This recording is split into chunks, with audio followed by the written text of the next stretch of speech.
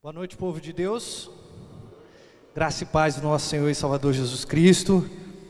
Quero convidar você a abrir a sua Bíblia no Evangelho de Jesus, segundo o relato de Lucas, o médico, no capítulo 19. Vamos ler os 10 primeiros versículos desse capítulo. E vamos falar a respeito da marca, ou das marcas de um salvo. Quais são essas marcas que um salvo, um alcançado em Cristo Jesus, ele tem? Lucas 19, versículo 1 a 10 diz assim: entrando em Jericó, atravessava Jesus a cidade, eis que um homem chamado Zaqueu, maioral dos publicanos e rico, procurava ver quem era Jesus, mas não podia por causa da multidão, por ser ele de pequena estatura.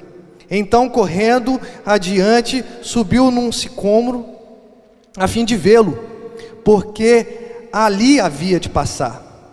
Quando Jesus chegou àquele lugar, olhando para cima, disse: Zaqueu, desce depressa, pois me convém ficar hoje em tua casa. Ele desceu a toda pressa e o recebeu com alegria. Todos os que viram isto murmuravam, dizendo que ele se hospedara com um homem pecador. Entre mentes, Zaqueu se levantou e disse ao Senhor: Senhor, resolvo dar aos pobres a metade dos meus bens. Se em alguma coisa tenho defraudado alguém, restituo 4 vezes mais. Então Jesus lhe disse: hoje houve salvação nesta casa, pois que também este é filho de Abraão, porque o Filho do Homem veio buscar e salvar o perdido. Senhor, Deus e Pai, nós clamamos pela iluminação do Teu Espírito Santo, ó Deus, nesse momento da Tua Palavra. Ó Deus, nós sabemos, ó Deus, que ela é suficiente, o nosso coração se enche ao ouvir, ó Deus, da Tua Palavra. Mas o Senhor separou esse tempo, ó Deus, para meditarmos um pouco a respeito dessas afirmações do relato de Lucas.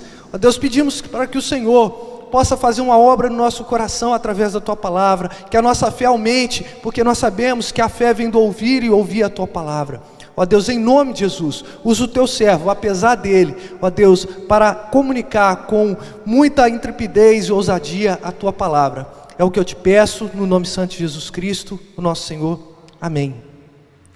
Queridos, eu gosto muito de contar casos. Como um bom mineiro, um causo. E eu vou contar um caso da minha família em especial.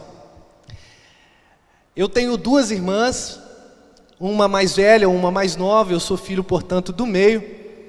E a minha mãe, quando ela ficou grávida da minha primeira irmã, a minha irmã mais velha, ela fez uma oração muito curiosa ao Senhor: que Deus desse alguma marca, algum sinal no nenenzinho dela, para ela poder distinguir na maternidade quem era a filha dela. Eu não sei que tipo de pensamento a minha mãe estava tendo, ou que tipo de influência que ela estava tendo naquela época, talvez trocas na maternidade, alguma manchete, alguma coisa assim, né? Algum tipo de seriado, novela, enfim. Mas ela fez essa oração. E de uma maneira miraculosa, digamos assim, a minha irmã mais velha nasceu com um pequeno sinal na orelha. E a minha mãe, logo que ela pegou a primeira vez a minha irmã nos braços, ela viu aquele sinal, e aí ela sempre que ia amamentar a criança lá no hospital, ela reparava se era mesmo a minha irmã. 1987, chegou mais um, eu tenho um pequeno sinal nos pés. Mais uma vez, a minha mãe ficava olhando para ver se aquele sinal estava ali, e se eu realmente era filho dela. 2000 chegou a minha irmã, 13 anos depois, a minha irmã mais nova, e ela também teve um sinal na cabeça, uma pequena mancha que depois sumiu por conta do couro cabeludo que havia crescido, mas era um sinal perfeito para minha mãe olhar para a pequena Carla e perceber que ela era a filha dela. Marcas são importantes. Óbvio que eu estou contando uma história muito curiosa da minha família, mas isso fez com que a minha mãe identificasse quem eram os filhos dela. E quando nós temos a prerrogativa de sermos um alcançado de Cristo, um alcançado pela cruz, pelo Evangelho que transforma, nós também temos marcas. Nós também devemos exalar e mostrar ao mundo as marcas de um verdadeiro salvo, de um verdadeiro cristão, porque se dizer cristão hoje é fácil, mas mostrar verdadeiramente se você é um salvo, se você é um eleito de Deus, se você é verdadeiramente crente, isso é difícil. As marcas, as obras, as boas obras, elas validam a nossa salvação no sentido de mostrar que nós somos feitos para a glória do Senhor e para evidenciar as boas obras. Efésios vai dizer isso, Paulo aos Efésios vai dizer isso, que nós devemos andar em boas obras. Essa é uma das boas marcas que um cristão deve ter. Mas não é só isso. Hoje eu quero destacar, diante dessa história extremamente interessante que Lucas narra, a respeito dessas marcas em que Jesus alcança um homem e ele demonstra ter algumas marcas. Mas antes disso eu preciso trazer um contexto aos irmãos. Nós estamos diante do último encontro de uma série de 3 encontros consecutivos de Jesus. Se você virar a sua página e vai ver o capítulo 18 de Lucas, Jesus ele vai ter um primeiro encontro com um jovem rico. Ele encontra, ou aquele jovem encontra Jesus, e ele faz uma pergunta extremamente importante para a gente entender a nossa prédica dessa noite. Ele fala: mestre, bom mestre, o que eu faço para herdar a vida eterna? Aquele jovem tinha boa intenção, porque ele queria herdar a vida eterna, e Jesus parece que não dando muita atenção àquele jovem, ele responde de uma forma muito rápida e muito abrangente. Ele fala: você conhece as leis? Ele fala: conheço todas e as observo desde a minha infância. E ele começou a citar, só que ele cita as obras ou as leis que estavam destinadas entre os homens aos homens. Os 4 primeiros mandamentos lá do Decálogo fala a respeito do relacionamento que eu tenho para com Deus, e os outros 6 falam do meu relacionamento para com o outro. O jovem, ele cita todos os mandamentos horizontais, digamos assim, mas ele não cita os mandamentos verticais. E aí parece que isso chamou a atenção de Jesus, e ele amou aquele jovem, ele conheceu aquele jovem. E quando ele olhou profundamente, ele falou assim: opa, uma coisa te falta. Vai, vende tudo que você tem, dá aos pobres, e você terá um tesouro no céu. Jesus estava dizendo assim: opa, o meu relacionamento contigo não é bom. Você tem outro Deus, a riqueza. Então vai, se desprenda da sua riqueza, se desprenda dessa deusa, dessa potestade, e vem e me segue. Um encontro desastroso. Sabe por quê? Porque quando o jovem escuta aquela palavra, o jovem se entristece de uma maneira muito significativa, muito visível. E enquanto ele vai caminhando para longe da multidão que estava ali, para longe dos discípulos, Jesus começa a falar: quão dificilmente entrarão no reino de Deus os que têm riquezas, porque é mais fácil passar um camelo pelo fundo da agulha do que entrar um rico no reino de Deus. Isso está em Lucas 18, 24, 25. Que cena lamentável. Um jovem rico, entendedor da lei, praticante de boa parte da lei, mas que foi ali humilhado por Jesus, porque ele não tinha em seu coração um relacionamento com Cristo. Os discípulos começaram a falar a respeito dessa impossibilidade de salvação vinda do homem, e Jesus ele fala que uma pessoa por si só não pode ser salva. Versículo 27, impossível para os homens, mas para Deus tudo é possível. Foi o primeiro encontro de Jesus, dessa série de 3. Depois, Jesus, ele caminha para a cidade de Jericó, só que agora ele não se depara mais com um rico. não com um jovem, não com um entendedor da lei, mas com alguém cego, Bartimeu. Alguém que, segundo o relato de Lucas, Mateus e Marcos também vão relatar, ele estava esmolando na cidade. Só que aquele cego, ele fez uma declaração extremamente importante.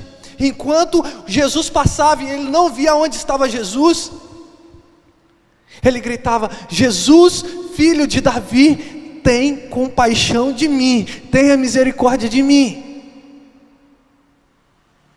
Ele não era jovem, ele não entendia muito da lei, mas ele tinha uma certeza no seu coração, que aquele Jesus era o filho de Davi. O que significa isso? Que ele era o herdeiro legítimo do trono de Israel. O que ele está falando? O Senhor é rei da minha vida, o Senhor é rei da nossa nação. Olha para mim, porque das tuas mãos, ó Rei de Jesus, pode vir virtude para curar o meu mal. No entanto que Jesus, ele se aproxima e fala com Bartimeu: o que queres que eu te faça? E ele respondeu: Senhor, que eu torne a ver. Que eu torne a ver. Imediatamente ele começou a ver. Um encontro de alguém, em primeiro lugar, que podia ver Jesus, no entanto que foi até Jesus, mas saiu extremamente humilhado. Segundo, um encontro de alguém que não podia ver Jesus, mas ele saiu salvo, porque Jesus, ele falou: vai que a tua fé te salvou,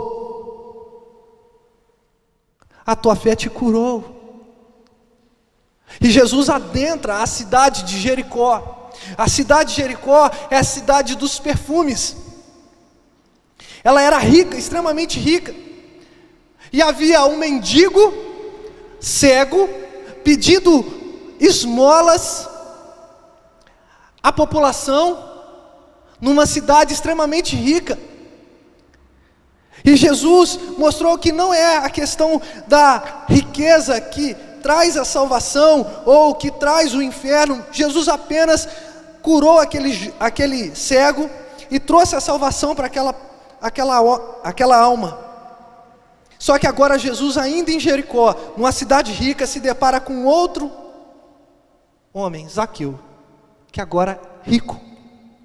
A palavra diz: eis que um homem chamado Zaqueu, maioral dos publicanos e rico. A mesma situação daquele jovem rico, só que o desfecho totalmente diferente. Totalmente diferente. Se aquele jovem, ele quis ver Jesus, no sentido de trazer para Jesus uma indagação que traria a salvação para ele, de uma maneira despretensiosa, aquele homem, Zaqueu, procurava ver Jesus. Agora, não com uma motivação de perguntar, ele foi até surpreendido em ser convidado por Jesus para que Jesus passasse na casa dele. Em paralelo, enquanto Bartimeu não podia ver Jesus, esse homem não conseguia ver Jesus, mas ele subiu numa árvore, que era comum naquela cidade, colocar na beira do caminho para ele poder ver quem era Jesus. E aí que entra todo o desfecho que eu quero trazer para os irmãos, de uma maneira muito simples e rápida. Eu quero trazer 3 marcas de um verdadeiro salvo, de um salvo. Zaqueu estava em cima dessa árvore, desse sicômoro, e ele olhava fixamente para Jesus, e de repente Jesus olha para Zaqueu e fala: Zaqueu, desce, porque hoje me convém passar na sua casa. É interessante que essa palavra "me convém" de Jesus estava mostrando que estava na parte da missão de Deus, ou estava na missão de Deus salvar aquele homem. Podia não estar na agenda de Zaqueu, podia não estar nos planos de Zaqueu ser visto por Jesus, porque ele queria apenas ver Jesus, mas ele foi visto por Jesus.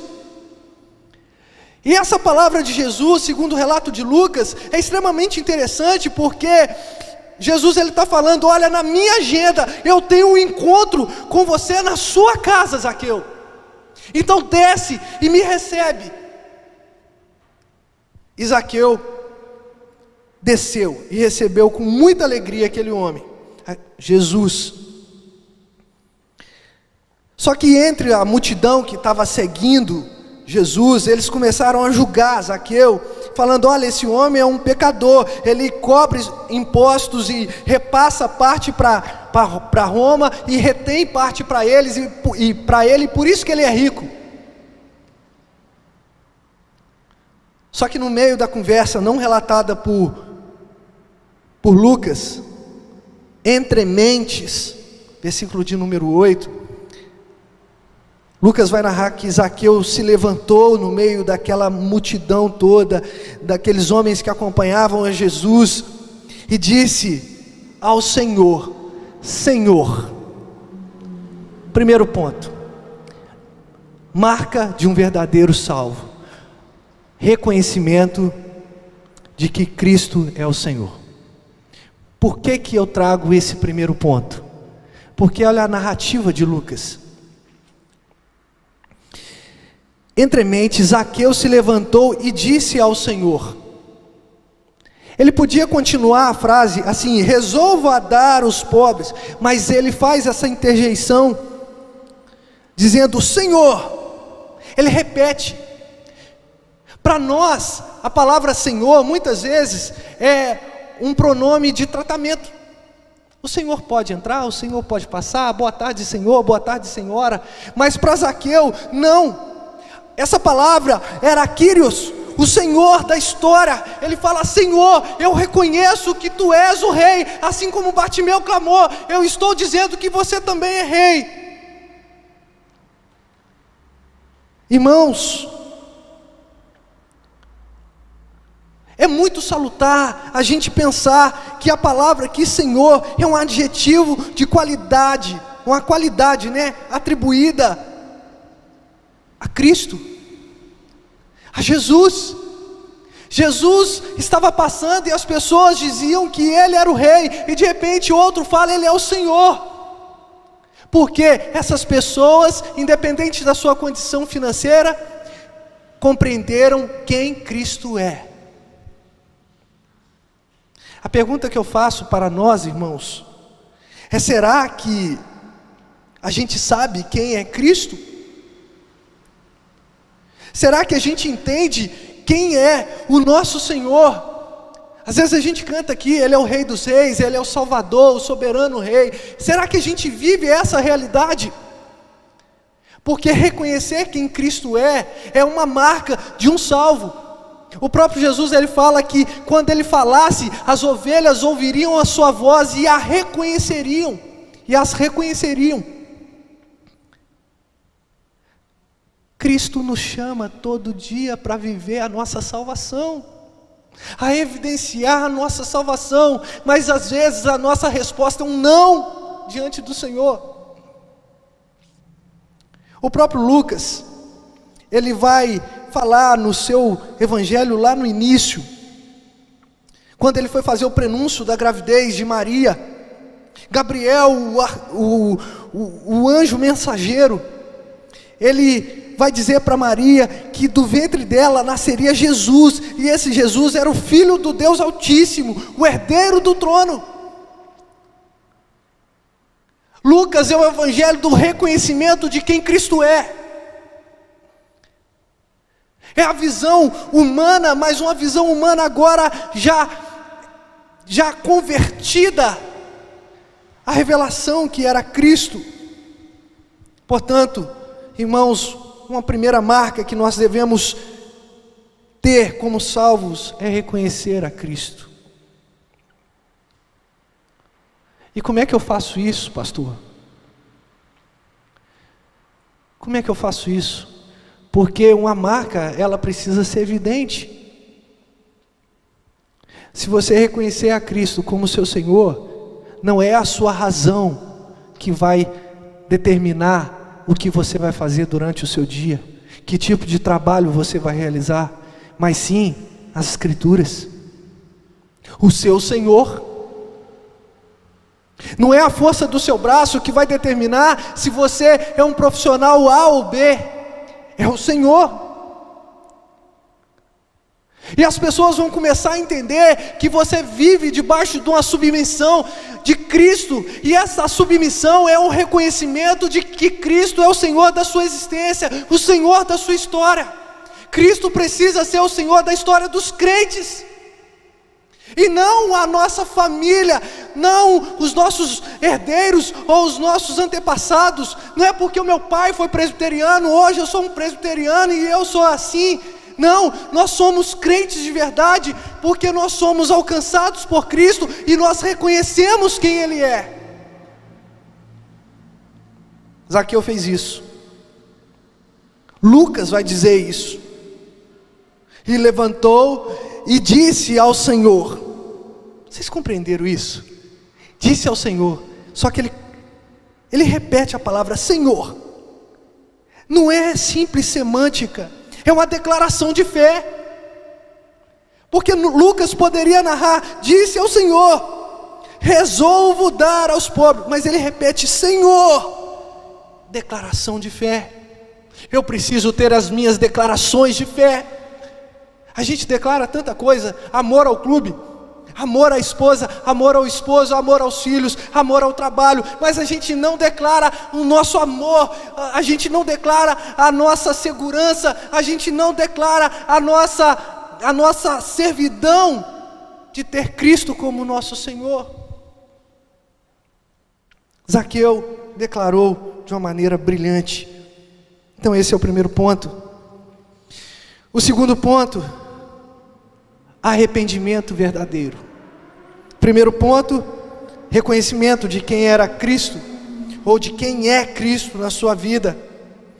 Em segundo lugar, arrependimento verdadeiro, ainda versículo 8. E ele disse, Senhor, resolvo dar aos pobres a metade dos meus bens, e se em alguma coisa tenho defraudado alguém, restituo 4 vezes mais. A gente está vivendo tempos de remorso. As pessoas têm remorso. As pessoas não se arrependem.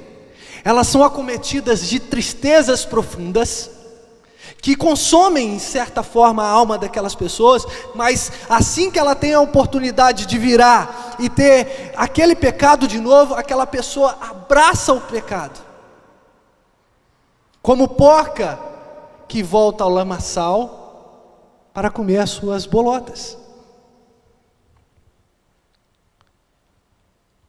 Muitas pessoas se mostram arrependidas do pecado, mas esse arrependimento é tão belo quanto o pôr do sol. É maravilhoso de se ver, mas dura alguns minutos.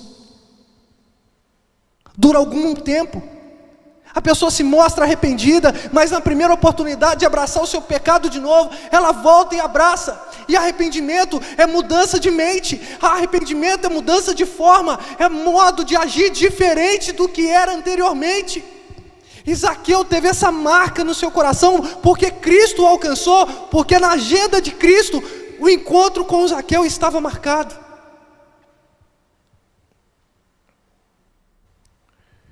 E ele se mostra arrependido. Por que eu sei isso? Porque ele mudou a sua concepção agora de trabalho. Ele mudou agora a sua concepção social. Ele fala, eu resolvo repartir aos pobres a metade dos meus bens. Irmãos, vocês entendem que esse é um arrependimento? Eu não estou falando só da obra caridosa que Zaqueu estava fazendo, porque ele poderia muito bem falar, Senhor, Tu és o meu rei, e ficar com tudo que ele havia defraudado. Será que ele não seria salvo? Porque não está conectado isso à salvação, não de maneira salvífica, mas quando a gente é transformado pelo Senhor, quando a gente é alcançado, a gente tem arrependimento e a gente muda a nossa forma de viver. E não dava para Zaqueu viver da forma que estava vivendo, defraudando as pessoas, defraudando os pobres, se enriquecendo. E ele muda a sua mentalidade e começa agora a viver uma novidade de vida. Aquele que está em Cristo, nova criatura é. As coisas velhas se passaram e todas as coisas se fazem novas. Todo dia a gente tem a oportunidade de se arrepender. Arrepender é largar o pecado. Arrepender é mudar a concepção que você tem desse pecado. Tem gente que se esconde atrás de alguns argumentos para poder validar o seu pecado. Irmão, se isso acontece na sua vida, assim como às vezes acontece na minha vida, vamos largar esses argumentos. Porque o arrependimento, ele gera mudança no nosso coração. Ele gera mudança no nosso cotidiano.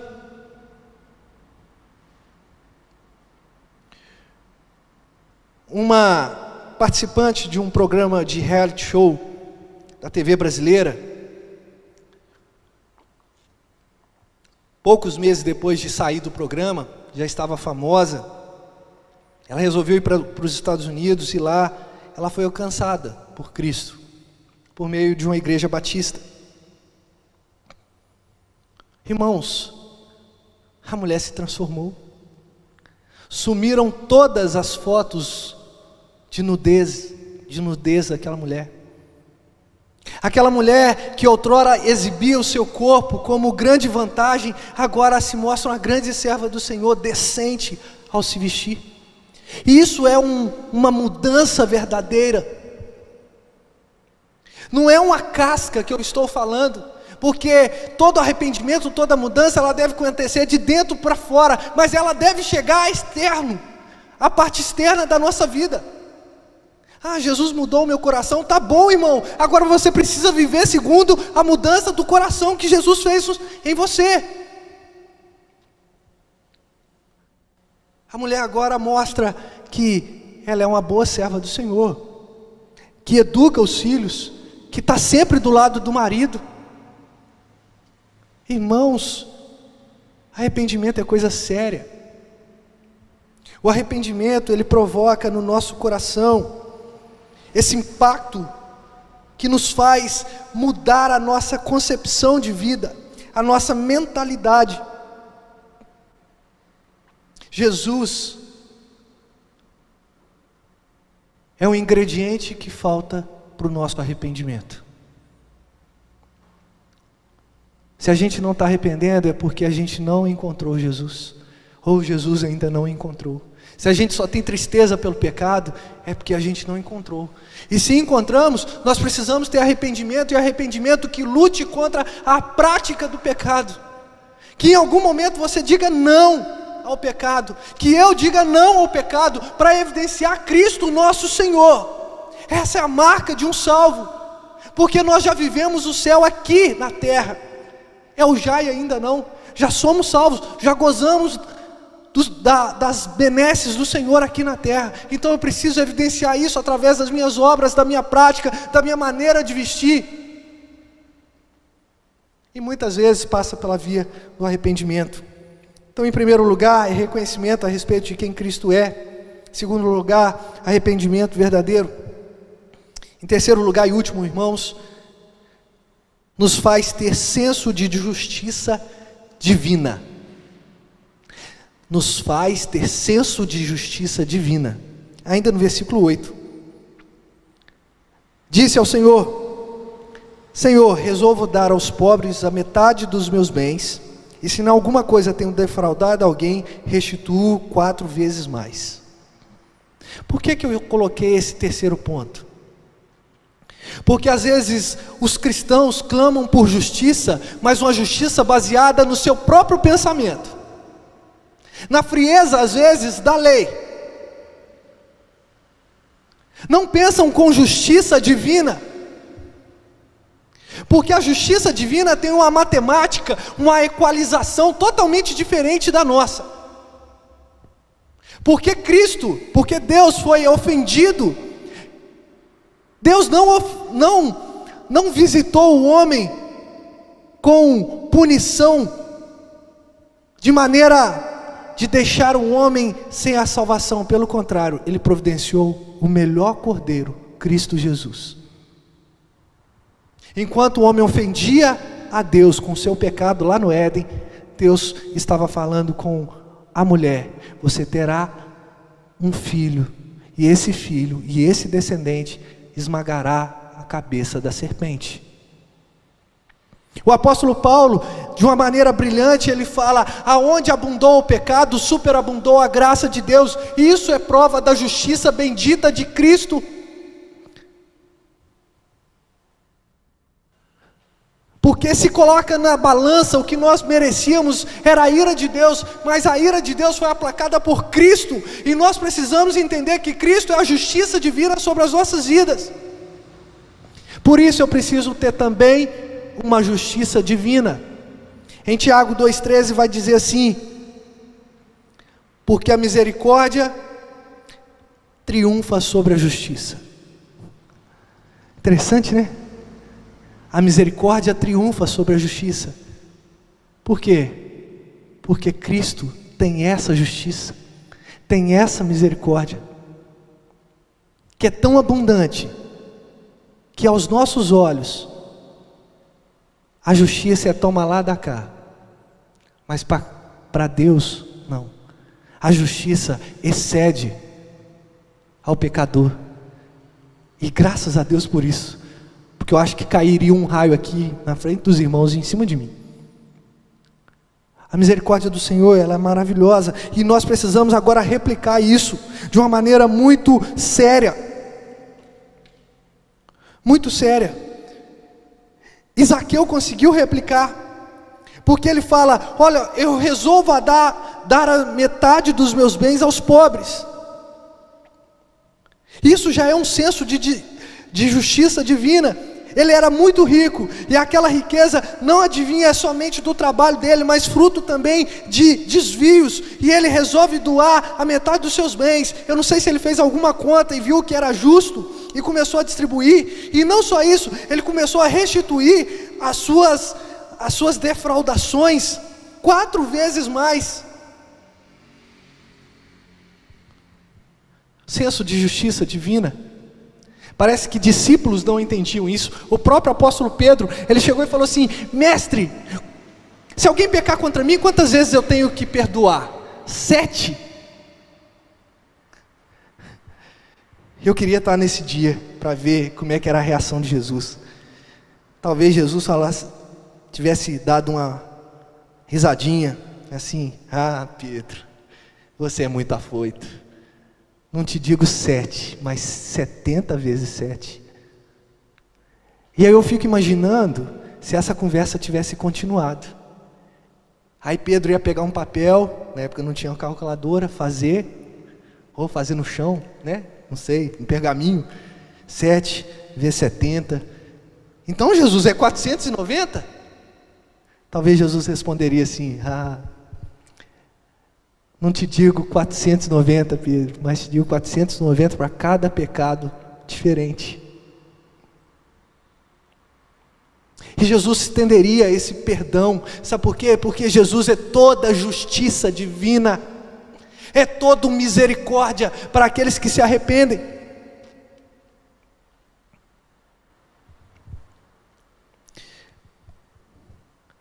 Justiça humana, ela advém de um coração que não foi alcançado por Cristo, mas a justiça divina, ela brota no coração transformado pelo Espírito Santo de Deus. Eu quero ser um salvo, no sentido de quero evidenciar isso, então eu preciso mostrar as marcas, eu preciso reconhecer quem é Cristo, eu preciso arrepender dos meus pecados, eu preciso agora ter um senso de justiça divina. Não é à toa que Jesus, em Mateus 18, ele fala: se algum irmão pecar contra você, vai você e libere perdão para esse irmão. Não espere ele te pedir perdão, mesmo que o erro seja do outro. Esse é o senso divino de justiça. Jesus poderia, ou Deus poderia crucificar cada um de nós para aplacar a ira, mas Ele pegou o seu Filho, o único Filho, unigênito, o amado, em quem a alma de Deus se compraz, e resolveu moê-lo, feri-lo com as nossas transgressões. Ele carregou sobre si todas as nossas iniquidades. E o castigo que nos traz a paz que excede todo entendimento, a paz que você vive hoje, estava sobre ele. E pelas pisaduras nós fomos salvos. Nós fomos curados.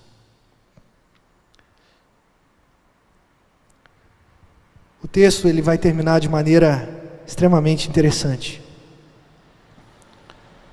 Enquanto Jesus no versículo de número 5 vai dizer: hoje convém ficar na tua casa. No versículo 9, Jesus diz: hoje houve salvação nesta casa. Nesta casa. Pois este também é filho de Abraão. Irmãos, o impacto das suas marcas pode atingir a sua casa. Não podemos ser crentes de 4 paredes. Não podemos ser crentes de domingo, de quarta-feira. Devemos ser crentes todos os dias.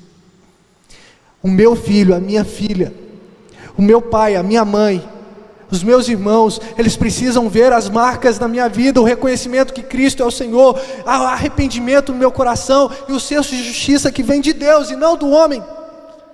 Porque o homem diz: crucifica Jesus e solta Barrabás. Dá para confiar num coração desse? Não dá. Então a gente precisa ter o senso de justiça divina.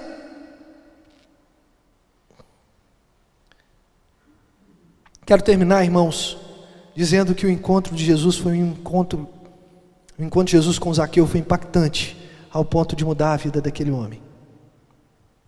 Não foi assim com o jovem rico. Pelo menos não narrado. Não sei o que aconteceu depois. A grande diferença foi que Zaqueu, ele se submeteu à palavra do Senhor. E mudou a sua vida, e mudou as suas atitudes. Você escuta Cristo e vira as costas e fala assim: ah, não. Nesse ponto da lei não dá para seguir mais a Cristo. E vai embora como o jovem rico. Ou você compreende a riqueza da salvação e fala: opa, está aqui a minha verdadeira riqueza. Senhor, se tiver que levar metade dos meus bens, pode levar. E eu quero mudar a minha história. Eu quero ser reconhecido como alguém que foi alcançado por Cristo. Que seja uma realidade no meu coração e no seu coração. Que Deus nos abençoe. Vamos orar? Senhor Deus e Pai, muito obrigado. Muito obrigado porque a Tua palavra é impactante. Muito obrigado, ó Deus, porque o Senhor nos dá, ó Deus, em justa medida, ó Deus, a Sua misericórdia. Porque o Senhor nos traz o reconhecimento de quem o Senhor é, por meio da explicação da Tua palavra. O Senhor traz arrependimento por meio do Teu Espírito Santo. O Senhor traz um senso de justiça mediante a Tua palavra, ó Deus. Que nós possamos anular toda a altivez que habita em nós. E qualquer tipo de sofisma que nós estamos criando em nosso coração. Para que nós possamos levar a nossa mente cativa à presença de Cristo, o nosso Senhor. Mas que isso não fique apenas como algo que está pulsando internamente, mas que nós possamos, ó Deus, evidenciar de maneira externa essa salvação para aqueles que também precisam ser alcançados. Nos ajude, Senhor, porque é uma tarefa muito difícil, mas nós sabemos que para o Senhor tudo é possível. Colocamos tudo nas Tuas mãos e Te pedimos para que o Senhor possa nos ajudar a ter o reconhecimento certo a respeito do Senhor, a ter arrependimento no nosso coração e justiça que vem do Senhor. Oramos assim no nome de Jesus.